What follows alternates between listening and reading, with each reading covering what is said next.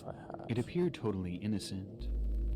In a small room somewhere in the Kohistan region of Pakistan, 4 women sat on the floor, each clapping their hands and singing a traditional Kohistani song.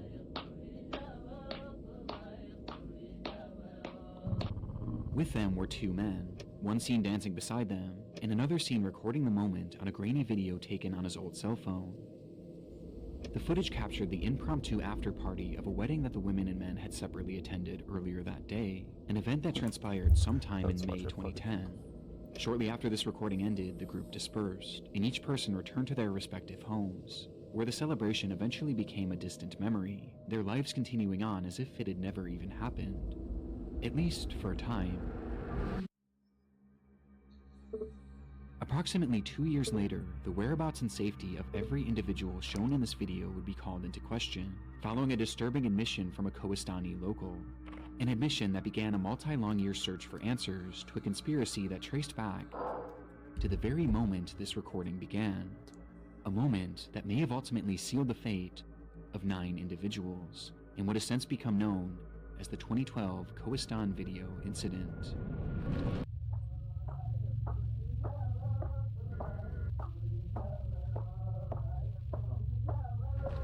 What happened? I'd be willing to bet that many of you have a massive to-do list that only seems to be growing by the day. And for a while, one thing that was constantly on mine was booking a doctor's appointment. Back when I didn't have a primary care doctor, I tried calling around Everyone's to getting different sponsored providers, by but the was same always told the fucking same thing. doctor. Either they weren't taking new Ad. patients, or it would take months before I was able to get in. And so I just kind of gave up and started continuously putting it off, always telling myself that I'll figure it out next week. And I'm sure some of you have gone through the same thing. Finding the right doctor and booking an appointment has become all too difficult in this day and age, which is why I recommend using this video sponsor, ZocDoc. They make the process of finding a doctor and booking an appointment convenient. I don't do doctors. Local allergist, and I can attest to just how easy it is. And that made me realize that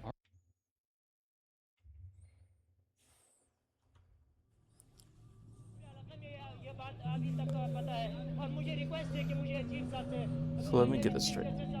This video in Pakistan has on 9 June 4th, people in it, and they all go 2012, a press missing. conference was held in the city of Abbottabad, Pakistan. The speaker, a man named Afzal Kohistani, made the long trek from his home in Kohistan, high in the mountains, to spread the word of a horrific incident that had occurred in the previous days. And he didn't just have a story to tell, but he also had a video to share.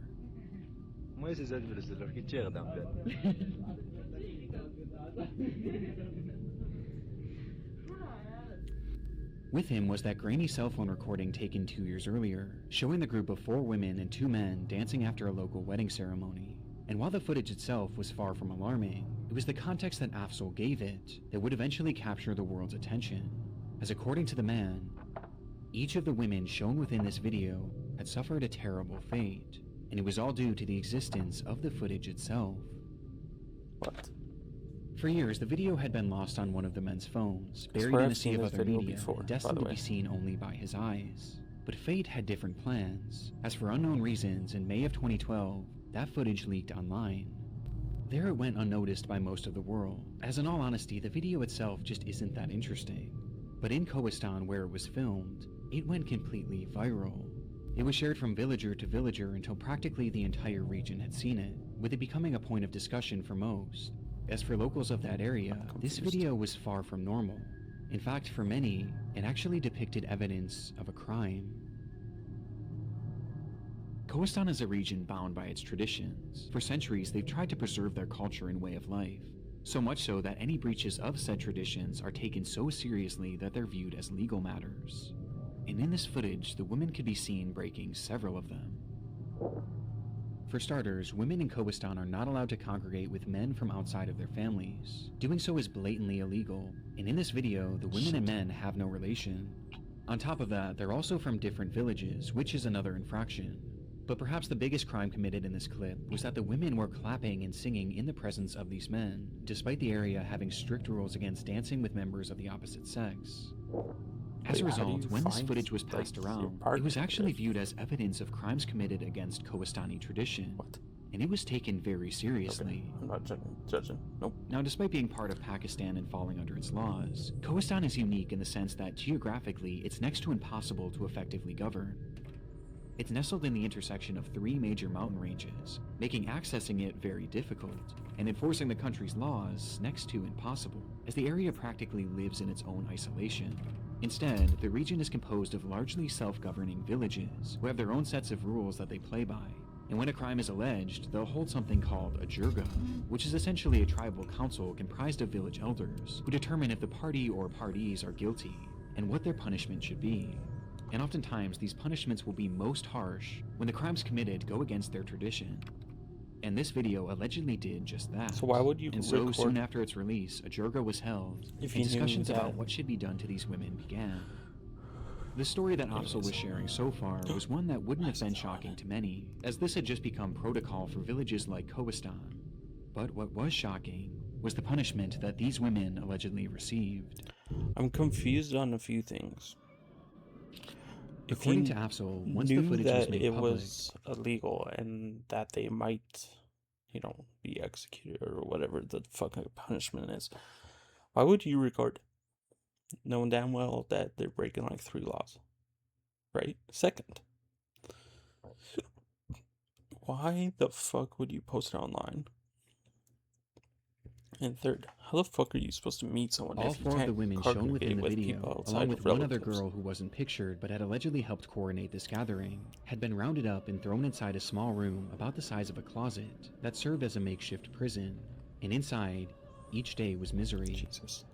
Every morning, the door would be opened and each woman would be doused with boiling water, causing their skin to bubble and blister. At night, the door would open again, and this time, the women would be covered in burning hot embers and coal from the day's fire. They were tortured in unimaginable ways. What? Until finally, on May 30th, 2012, when at 2 in the morning, the jirga gave the final verdict that all of the women should be executed. What about the men? The door opened one final time that morning at 2 a.m., and one by one, the women were woken up, restrained, and their throats were cut. Jesus.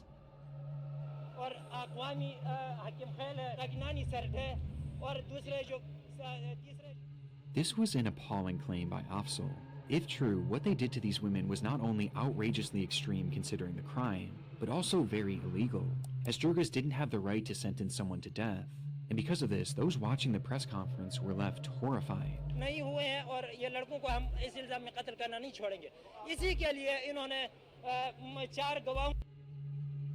Honor killings aren't necessarily a new thing in Pakistan, especially in remote villages, but this level of sadism was unimaginable, and all for a blatantly harmless gathering.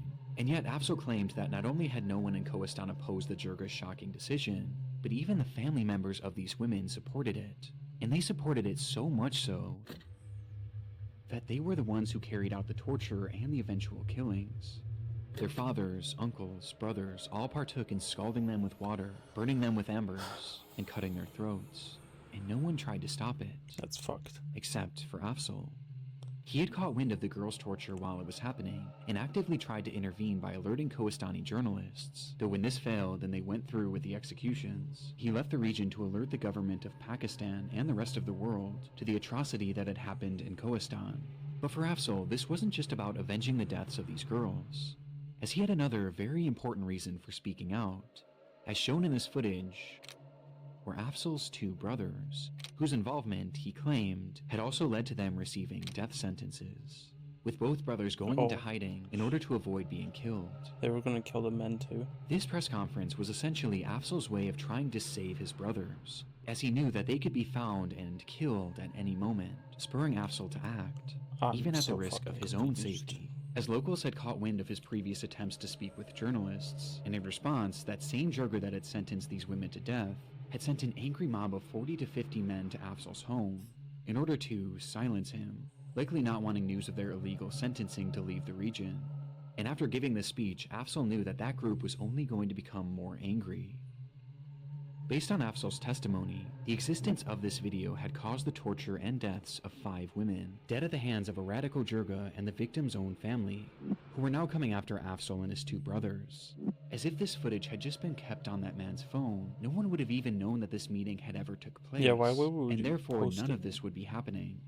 It's an almost fantastical story, which begs the question, was any of it actually true? Oh shit.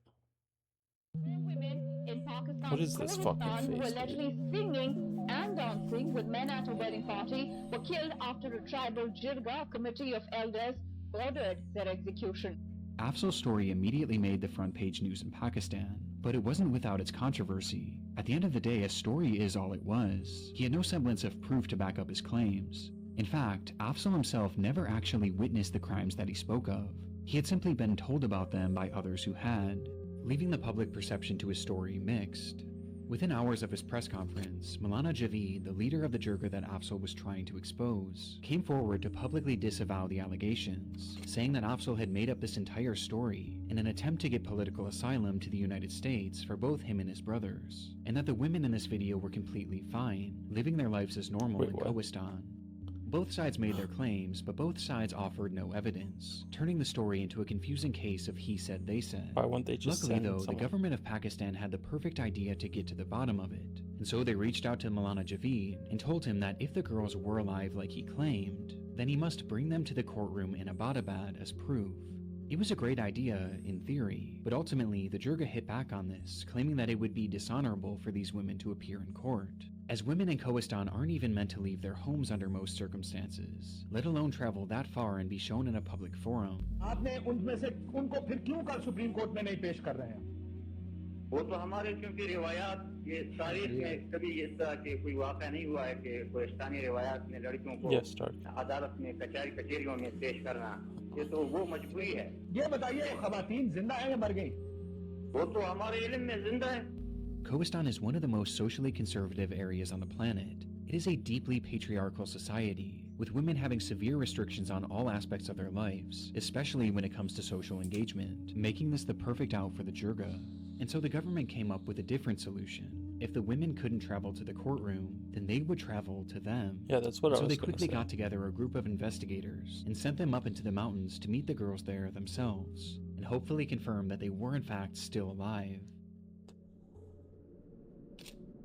On June 6th, 2012, a helicopter carrying this newly formed investigative team landed in the village of Gadar, where the women resided. Though they quickly realized that something was wrong, the village was practically deserted, and when they asked one of the few remaining locals where everyone was, they were told that most villagers had left the area due to the seasonal weather, including the women they were looking for, who lived spread out and even higher into the mountains. Yeah, fucking right. And to find just 2 of them would require a grueling 4-hour hike. Yeah, fucking right. It was certainly suspicious to some degree, but nevertheless, the team proceeded on that long walk until they happened upon the first woman, I would be worried.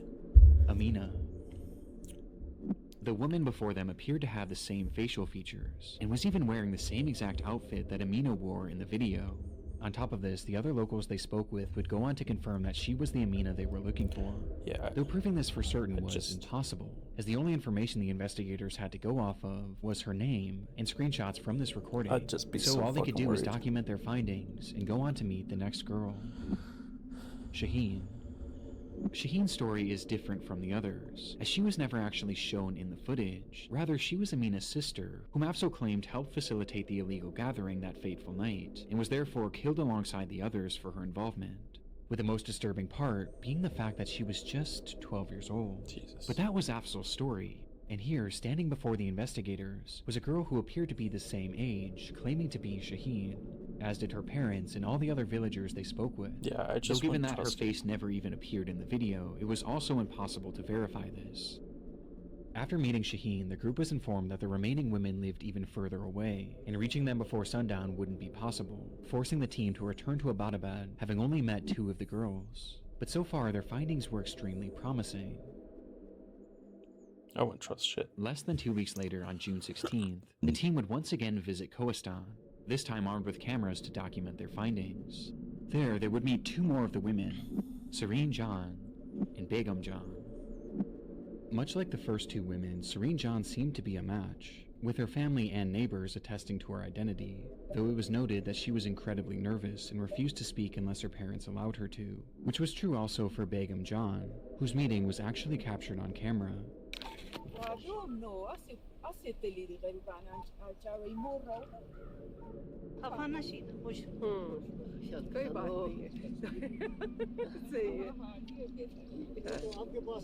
Yeah, this seems fucked. This just seems fucked. Not gonna lie. It was evident how nervous she was. She could hardly even force a smile, and didn't speak a single word. But despite this, everyone reassured the investigators that this was Begum John, and given how isolated the lives of Kohistani women are, perhaps her nerves were understandable. This left only the fifth alleged victim, Baziga, though she was nowhere to be seen that day, as she had supposedly fallen ill and was unable to come down from her home, which was even more remote than the team had gone thus far. But for the investigators, they had already all but confirmed that 4 of the women who Afzal claimed to have been murdered were still very much alive, with there being no evidence whatsoever that any executions had taken place, leaving the team with no real reason to believe any of his story. And so, days after their second trip to Kohistan, the news would break. Human rights activist Farzana Bari, who was accompanying the team sent to bring the Kohistani girls to the Supreme Court, says there is evidence that all the girls are alive. The Kohistan video case was closed. Yeah, It was a swift end to such an alarming story, as after just a few weeks, in the eyes of the public and the government, the stories told about this video were deemed to be lies, and Afzal was the liar. But not everyone was so quick to agree with this conclusion.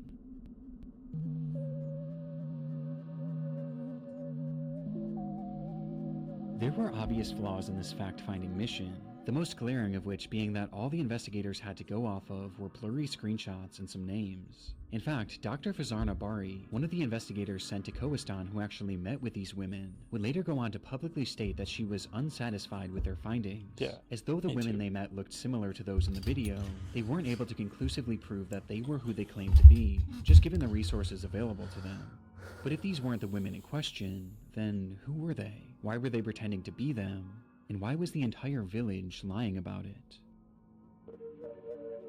Well, this spread the conspiracy theory that the women the investigators met with were merely actors, coerced into pretending to be these women as part of a cover-up to disprove Afzal's story, a cover-up that had to be so massive that the entire village was in on it. It seems unlikely, but there was a vocal minority in Pakistan that truly believed this, if you think about including Afzal himself, as in his mind, the whole village was on board for executing these girls, right? And the men. And all of a sudden, they're like, oh yeah, that those women let's had been pretend killed, we're and that alive. he and his brothers were next. Wouldn't take that So much with a small group of supporters by his side, Afzal vowed to continue his push for justice. And at the start of 2013, he would go to the courtroom in Abbottabad and file a motion to have the Kohistan video case reopened, a decision that had sudden and direct consequences. Days after Afzal's court filing, he received a devastating phone call that his brothers had been gunned down and murdered in cold blood. Jesus. But not the ones you might expect. Afzal was one of 6 siblings, and at this point, 2 of his brothers were still in hiding, living their lives in a secret location. But the other 3, Sherwali, Shah Faisal, and Rafuddin, were living their lives as usual, believing that they were safe as they had no involvement in this fight whatsoever. Though they were sadly mistaken. They just killed them to send a message. And on January 4th, probably. 2013, while walking to their local mosque in Kohistan, all 3 were ambushed by a group of gunmen and met with a barrage of gunfire. Seconds later, all 3 were dead. Yeah. The murders were shocking, and made even more so when the culprits were revealed as members of the slain woman's family, as well as the jirga that had called for their execution. And their motive was simple. This was revenge against Afzal for sharing his story, and for filing that application just days prior. And as if the group's message wasn't clear enough, they would then surround Afzal's home and fire over 1,000 bullets into the structure. Luckily, Afzal had already moved to a secret location out of fear of this very moment, but the incident left him forever shaken and forever devastated. As in trying to save 2 of his brothers, his fight had now cost him 3. But there was at least one minuscule silver lining, with that being that the jirga and the woman's family had now proven themselves to be murderous. But this didn't necessarily prove that they were actually the ones who killed these women. That was still just a theory, and a far-out theory at that. I mean, in the eyes of the Pakistan government, these women couldn't have been killed, as their investigators had literally met face-to-face with 4 of them. But how this was the main challenge that Reuters journalist Catherine Harold ran into after picking Why didn't up you the do case. some, like... She had been reporting on Pakistani honor killings around the time of Afzal's press conference, and found his story to be believable based on her research into treatment of women in that region. But for his story to be true, then she knew that meant that the women presented to the investigative team couldn't have been who they claimed to be. And so, she took an image of Begum John, the woman who looked particularly nervous during the investigation, and Begum's official government ID photo and sent them both off to Digital Barriers, a company specializing in facial recognition technology, and asked them to compare the images and determine if these two women were actually the same person.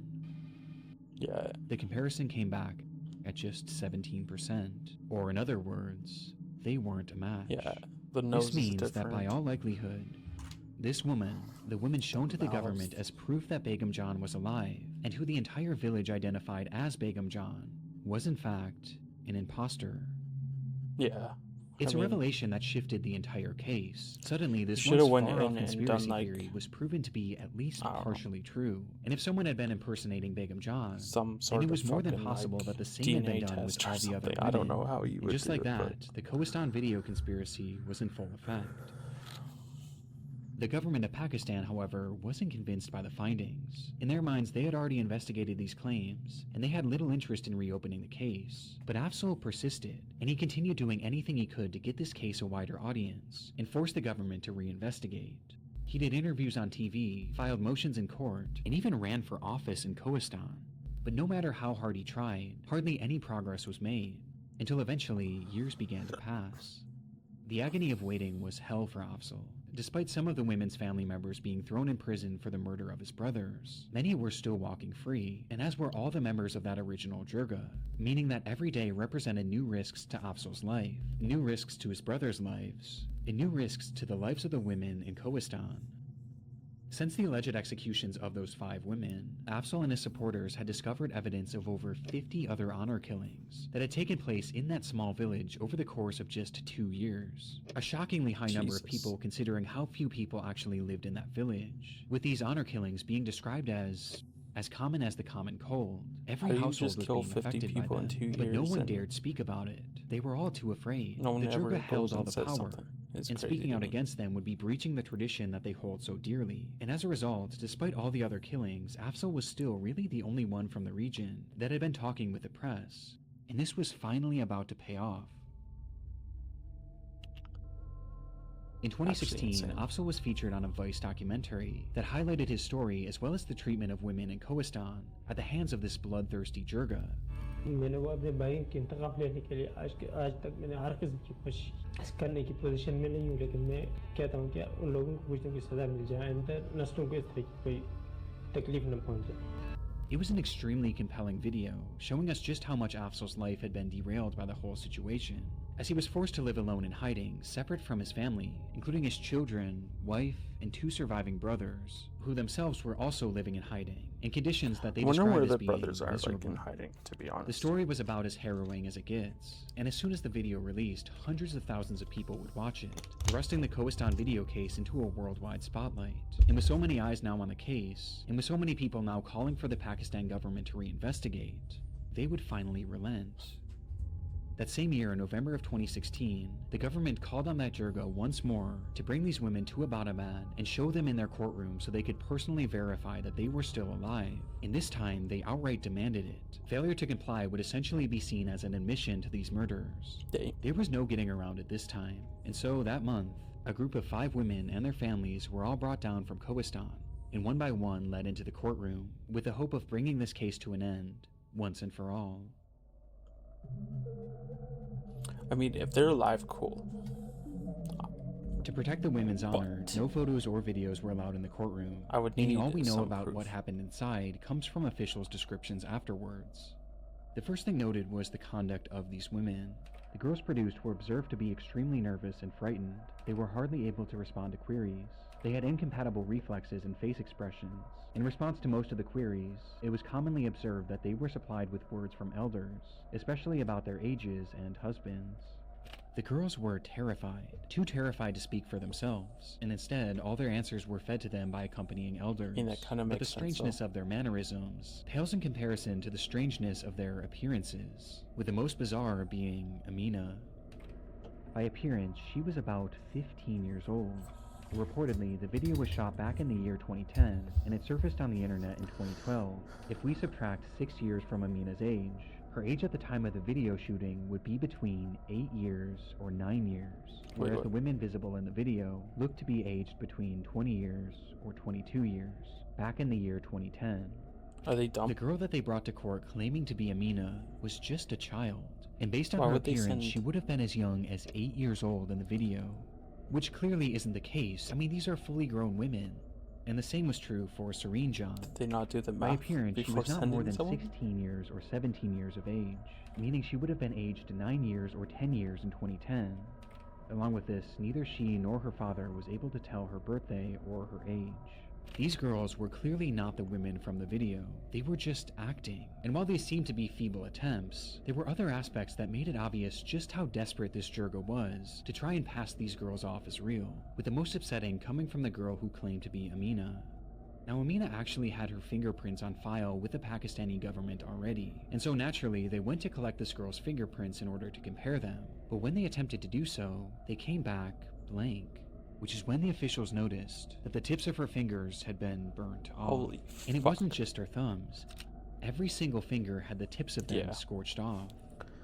On the spot, Fucking all 5 girls bitches. brought into that courtroom were determined to be imposters, victims themselves who were forced into pretending that they were the women seen in this footage. And considering the Jirga's desperation and the lengths they went through to now twice try and pass off different women as those from the video, it was clear that something awful had happened to the actual women. Something that they didn't want to ever get we out. fucking know what happened. And with that, almost universally, the world fell into agreement that Afzal had been telling the truth all along. But any celebration from Afzal would have been short-lived. Wow, they killed him, didn't they? Months later, a fire erupted in a small home in Gadar, the village where all of the women once resided. And inside that home, 2 women and 3 children were trapped and would tragically burn to death. It was an awful tragedy, but according to the local Jirga, it wasn't an accident. As in its aftermath, they alleged that Afzal was the one responsible, claiming that he had started the fire in retaliation. This claim was complete hearsay, and there was no evidence whatsoever linking Afzal to the blaze. In fact, he wasn't living anywhere near the area at the time, but nevertheless, Afzal would be arrested for the murders of 5 people. It's a gut-wrenching development, and follows the trend of horrible misfortunes that Afzal suffered in trying to blow the whistle on this crime.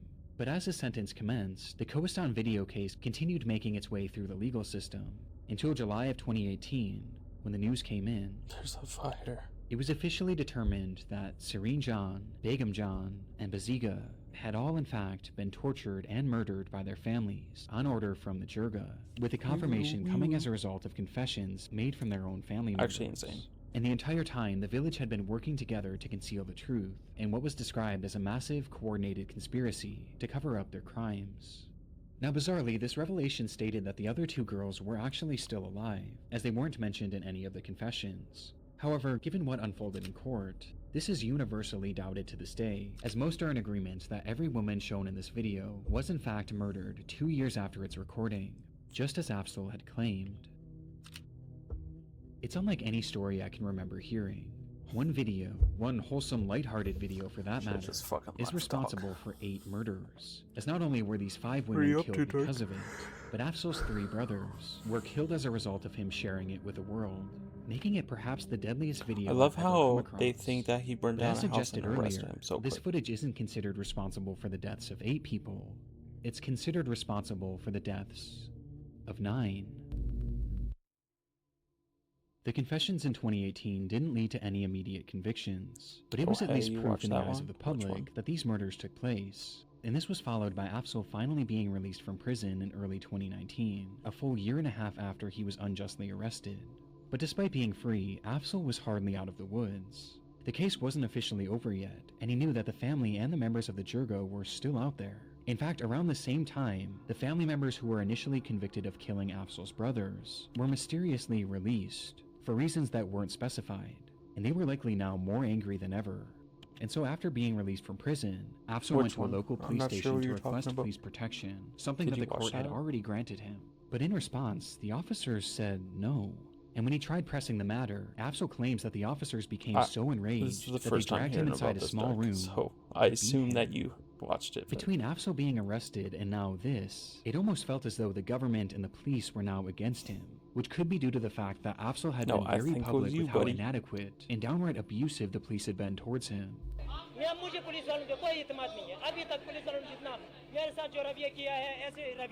And with nowhere left to turn, Afzal would post a video to his social media declaring that his life was in danger. मैं 2012 से यही police की जिद में मैं जलील हो रहा हूँ एक जवान था उसने ऐसी हालत मेरी की है कि और बहुत सबसे उठ के मुझे मारा है उसने जिसके साथ करे मेरे खिलाफ करे किसी और के खिलाफ करे मैं इसने सभी के खिलाफ चाहे मेरे खिलाफ कुछ भी करे.